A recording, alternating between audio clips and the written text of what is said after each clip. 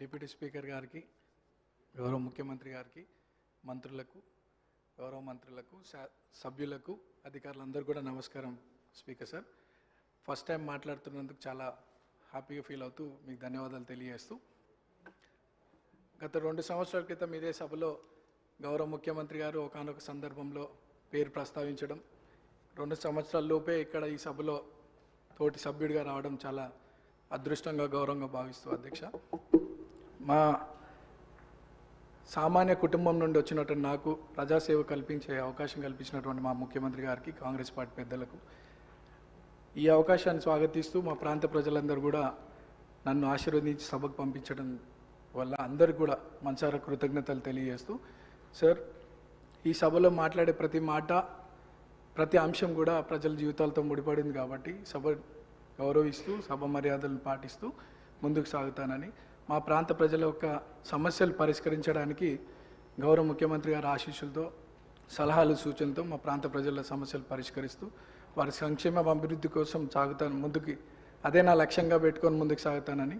అట్లానే మా ప్రాంతంలో కృష్ణానగర్ అనే ఒక ఏరియా ఉంది సార్, దాదాపు 30-40 సంవత్సరాల నుండి అక్కడ వర్షాకాలంలో చాలా వర్షం వల్ల చాలా ఇబ్బందులకు గురవుతున్నారు ప్రజలు. మా మంత్రులు, అధికారుల దృష్టికి తీసుకెళ్ళినారు, అది పని కొద్దిగా ఆలస్యం అవుతుంది, తొందరగా పూర్తి చేయాలని ఒకటి సభ ద్వారా కోరుకుంటున్నాను.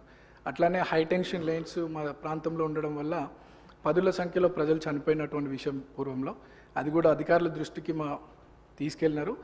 అది కూడా అండర్ గ్రౌండ్ కేబులింగ్ ఫాస్ట్గా చేయిస్తే ఆ ప్రాంత ప్రజలు సురక్షితంగా ఉంటారనేది ఒక సందేశం మీ ద్వారా అందిస్తున్నాం అధ్యక్ష. అండ్ చాలామంది పిల్లలు కూడా అక్కడ చదువుకొని 10th తర్వాత ఫైనాన్షియల్ ప్రాబ్లం వల్ల చదువుకోలేని పరిస్థితి. సో అక్కడ ఒక ఇంటర్మీడియట్ అండ్ డిగ్రీ కాలేజ్ కూడా వస్తే బాగుంటుందని ఒక అభిప్రాయం తెలియజేస్తూ నాకు ఈ అవకాశం ఇచ్చినటువంటి మీకు థ్యాంక్స్. సభ్యులు చెప్పిన అంశాలని నోట్ చేసుకోవడం జరిగింది అధ్యక్ష. శ్రీ కేఆర్ నాగరాజు గారు. ధన్యవాదాలు అధ్యక్ష. గత నెల జరిగిన మోంతా తుఫాన్ వల్ల అధ్యక్ష మనందరికీ తెలుసు, కాకతీయుల కట్టిన మహానగరంలో, ఆ నగరంలో కట్టిన గొలుసు చెరువుల ద్వారా వచ్చిన ఆ యొక్క వాటర్ వల్ల చాలా కాలనీలన్నీ కూడా జలమయమైనాయి అధ్యక్ష. గౌరవ ముఖ్యమంత్రి గారు తక్షణమే వరంగల్ నగరాన్ని విజిట్ చేసి తగిన సూచనలు ఇచ్చే అధికారులకు, అలాగే ఎవరైతే బాధితులు ఉన్నారో వాళ్ళందరికీ కూడా 1 నెల రేషన్, అలాగే హౌస్ హోల్డ్స్ అందరికి కూడా 15,000 చొప్పున ఇవ్వడం జరిగింది అధ్యక్ష.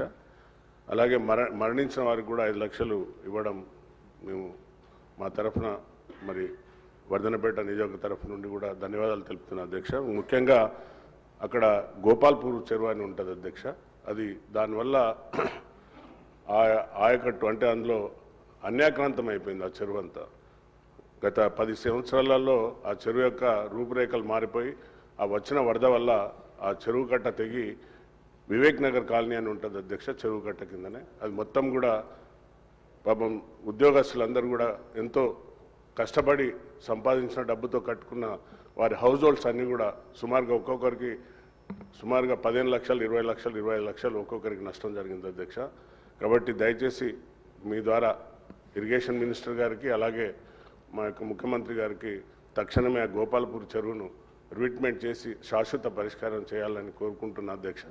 రెండో విషయం, సభ్యుడు మాట్లాడుతూ బాంబులతో పేల్చేస్తున్నారని అసత్య ప్రచారాలు ఇక్కడ కూడా మాట్లాడడం సిగ్గుచేట అధ్యక్ష. దాన్ని వెంటనే తొలగించాలి అధ్యక్ష, రికార్డులకు వెళ్ళి తొలగించాలి అధ్యక్ష. భాష మంచిగా మాట్లాడమని సభ్యులు చెప్పిన అంశాన్ని నోట్ చేసుకోవడం అధ్యక్ష. శ్రీమతి కోవాలక్ష్మి గారు.